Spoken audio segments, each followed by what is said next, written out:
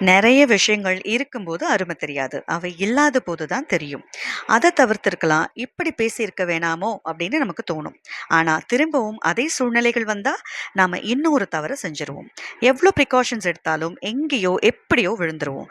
பணத்த செலவு பண்றது, முதலீடு பண்றது, உதவி பண்றதுன்னு என்ன பிளான் பண்ணாலும், ஏதாவது ஒரு மிஸ்டேக் செஞ்சு பணத்த விரயம் பண்ணிடுவோம்.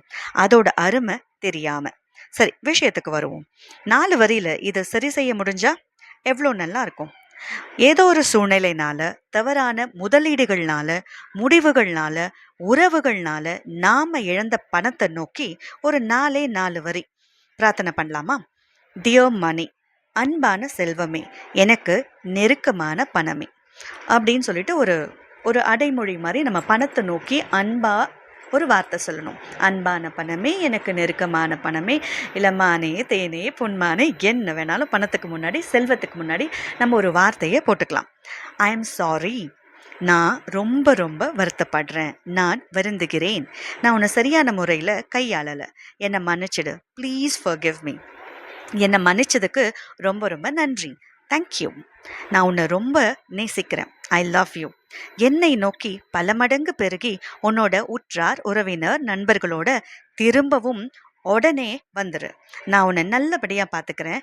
அந்த தவறுகளை திரும்பவும் செய்யவே மாட்டேன் அப்படின்னு மனசார நம்ம வேண்டலாம். 4 வரிதாங்க. I am sorry. Please forgive me. Thank you. I love you. நான் ரொம்ப வருத்தப்படுறேன். என்னை மன்னிச்சிரு. நன்றி. நான் உன்னை ரொம்ப நேசிக்கிறேன்.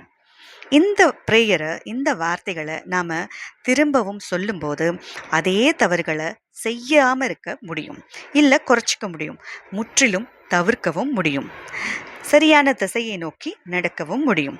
சரி, எதெல்லாம் நம்ம அருமை தெரியாமல் இழந்திருக்கோம்? படித்த படிப்போட மதிப்பு, உறவு, உழைப்பு, திறமை, கனவு, அன்பு, மரியாதை, நமக்கான முக்கியத்துவம், ஆரோக்கியம், மன்னிப்பு, நன்றி உணர்வு, நல்ல பழக்க வழக்கங்களை பின்பற்றுறது, பணம், பதவி, வீடு, பார்க்குற வேலை, செய்கிற தொழில், வசதி, வாய்ப்பு, பக்தி, அறிவுரை, வழி நடத்துபவர்கள், நட்பு, நம்பிக்கை, உறுதி, நல்ல விஷயங்களை தக்க வச்சுக்கிறது, கற்ற கலை அப்படின்னு இந்த லிஸ்ட்டு பெருசாக போயிட்டே இருக்கு.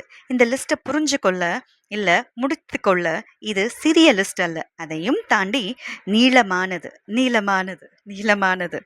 அக்ஷய திருதியையில் என்னெல்லாம் வாங்கணும், என்னெல்லாம் செய்யணும்னு பெரிய பிளானே போட்டிருப்போம். அதோட இதையும் சேர்த்துக்கலாமே.